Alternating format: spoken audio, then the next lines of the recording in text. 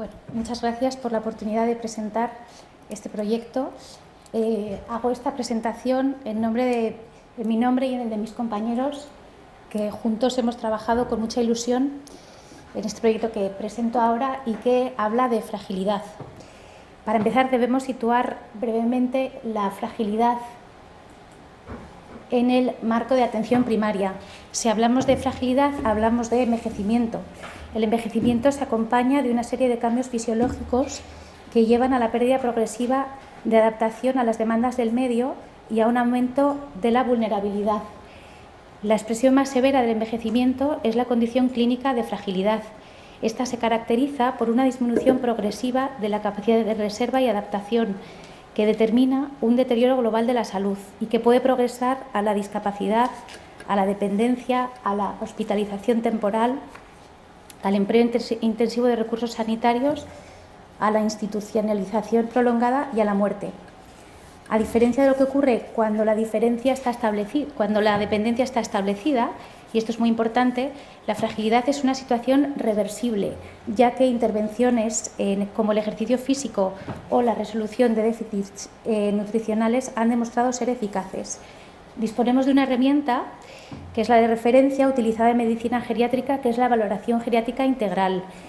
Pero esta herramienta, a pesar de su conveniencia, resulta inviable para ser utilizada en atención primaria porque su cumplimentación requiere de mucho tiempo y necesitamos herramientas que pueden aplicarse en atención primaria de manera sistemática.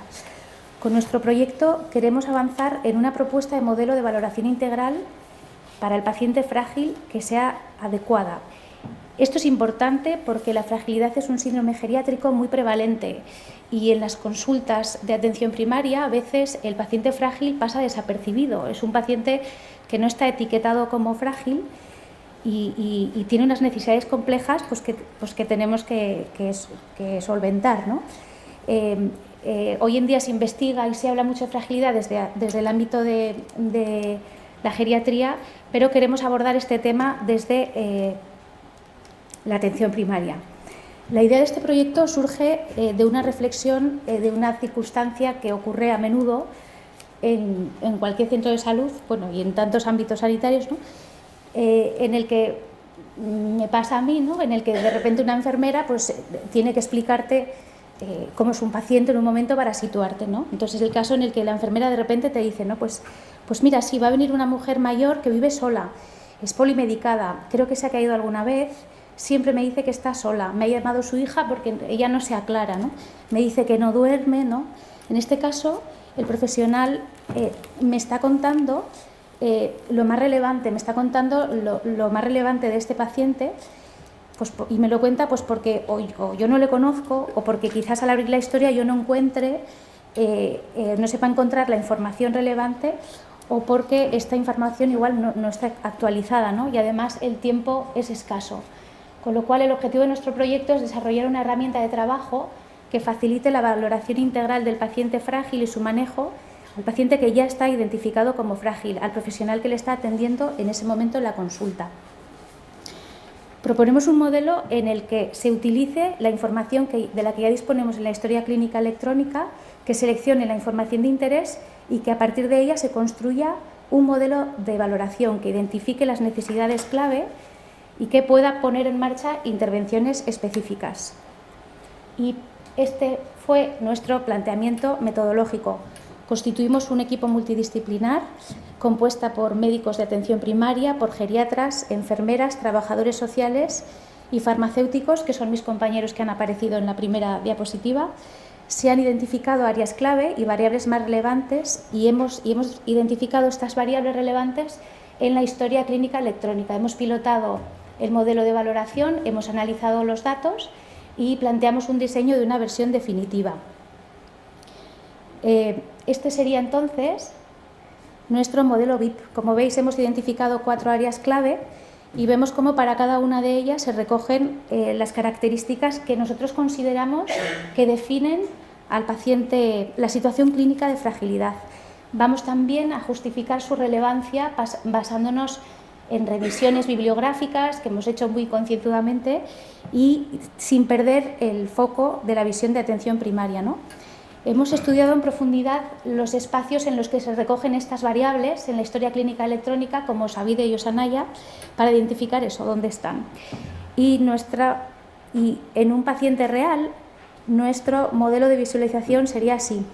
Nuestra imagen queremos que identifique de manera universal y de un vistazo al paciente frágil. Idealmente, ideamos un código de colores en el que, por ejemplo, las variables rojas en rojo serían las que están alteradas, las amarillas las que están pendientes de valoración y las verdes permanecen ahí pues, para facilitar su actualización y su seguimiento, ¿no?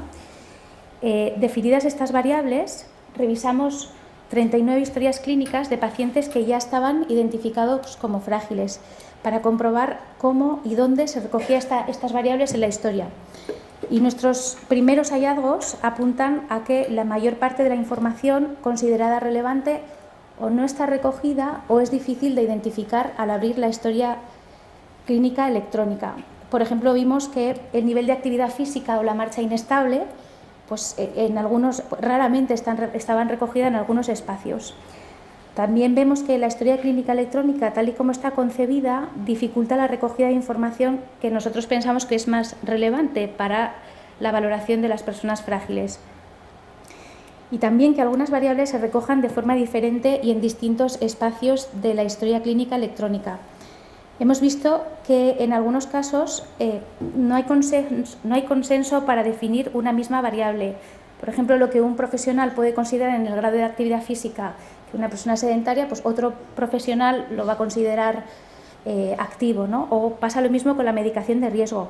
Esto puede ocurrir porque quizás no haya criterios que definan, o sea, que los criterios que definen estas variables no están claramente establecidos o igual no se conocen o no se utilizan, ¿no? Y además hemos comprobado que los profesionales de medicina y enfermería, en nuestro caso, no siempre comparten los mismos espacios de la historia clínica electrónica cuando trabajan, ¿no? Y por tanto no siempre ven la información que unos y otros van recogiendo y esta información pues, podría quedar desaprovechada, ¿no?